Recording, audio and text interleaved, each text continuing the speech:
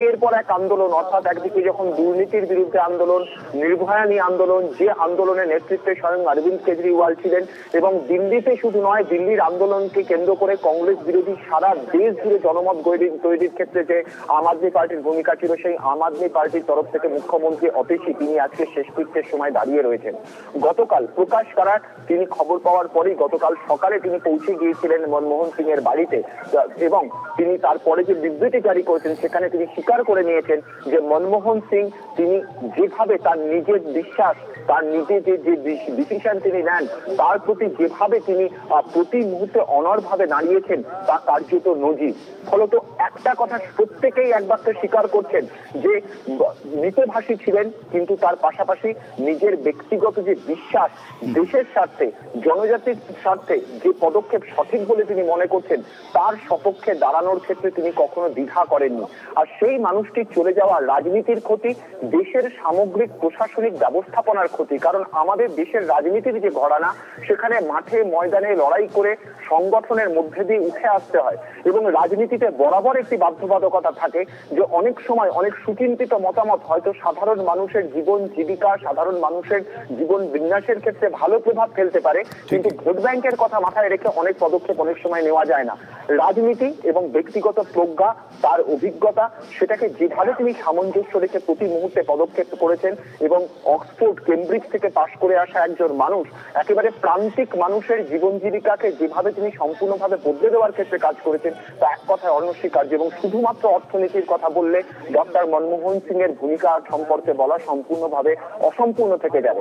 আরেকটি কথা এক্ষেত্রে উল্লেখ করতেই হবে, জওহরলাল নেহরুর সময় থেকে শুরু করে একেবারে রাজীব গান্ধী, এমনকি পিভি নরসিংহ রাওয়ের সময় পর্যন্ত আমরা দেখেছি যে বরাবর ভারত কিন্তু সমদূরত্ব বজায় রেখেছে বিশ্বের শক্তিধর দেশগুলির থেকে, অর্থাৎ আমেরিকা বা সোভিয়েত ইউনিয়ন কোনো পক্ষেই তারা কোনো অক্ষে অবস্থান নেয়নি।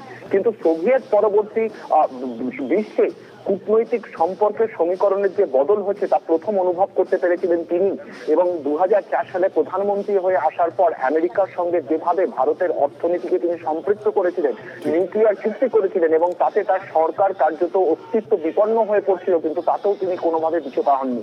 যে কথা আমি কিছুক্ষণ আগে বলছিলাম যে প্রকাশ কারাট গতকাল বিবৃতি দিয়ে তিনি যে কথা জানিয়েছেন, যে সে কথা স্বীকার করতেই হবে যে রাজনৈতিক মতাদর্শগত বিরোধ থাকলেও নিজের বিশ্বাসের প্রতি তিনি যেভাবে প্রতি মুহূর্তে অটল থেকেছেন তা অবশ্যই শেখার। এবং আরেকটি কথাও প্রত্যেকে স্বীকার করছেন, চরম বিরোধিতা, চরম আক্রমণ ব্যক্তি মনমোহন সিংকে করা হয়েছে, কিন্তু যখন গিয়ে তার সঙ্গে ব্যক্তিগতভাবে কেউ মিলিত হয়েছেন, নিজের যে ব্যক্তিগত একটি ঘেরাটোপের মধ্যে তিনি থাকতেন, সেটি কিন্তু আপাত ভদ্রলোকের ঘেরাটোপ, সেই জায়গাটির সঙ্গে তিনি কখনো আপোষ করেননি।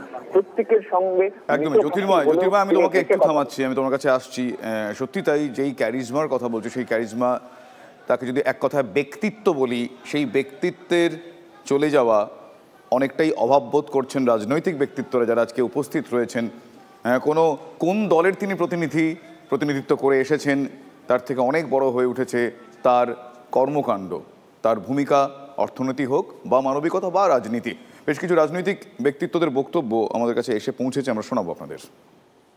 মনমোহন সিংজির সময় আমি নিজেও মন্ত্রী ছিলাম, সুতরাং তার দক্ষতা, তার পারদর্শিতা, তার যে কাজ করবার অভূতপূর্ব এক নিজস্ব কায়দা, এ সব কিছুকে দেশের মানুষ আবার নতুন করে মনে পড়ছে, এটা আমাদের ভালো লাগছে। আগামী প্রজন্মের কাছে উনি একটা অনুকরণীয় দৃষ্টান্তপূর্ণ ব্যক্তি হয়ে থাকবেন। মাননীয় মুখ্যমন্ত্রীর তরফ থেকে যে ফুল বা বুকে বা শ্রদ্ধাঞ্জলি আমরা দিয়েছি, এখানে যারা নেতৃত্ব উপস্থিত ছিলেন কংগ্রেস পার্টির, আমি এবং সুদীপদা, আমার সঙ্গে সুদীপদাও এসছেন, তাদের সাথেও আমাদের দেখা হয়েছে।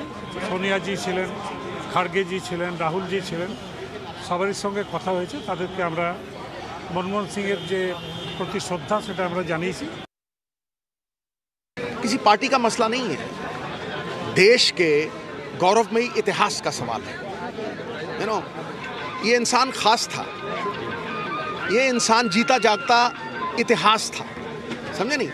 तो ये जब आप ये कहेंगे तो चाहिए ये था कि दरिया जैसा दिल हो, उचित को जान के उस पर अमल ना करना, ये कायरता का आभास है दोस्त।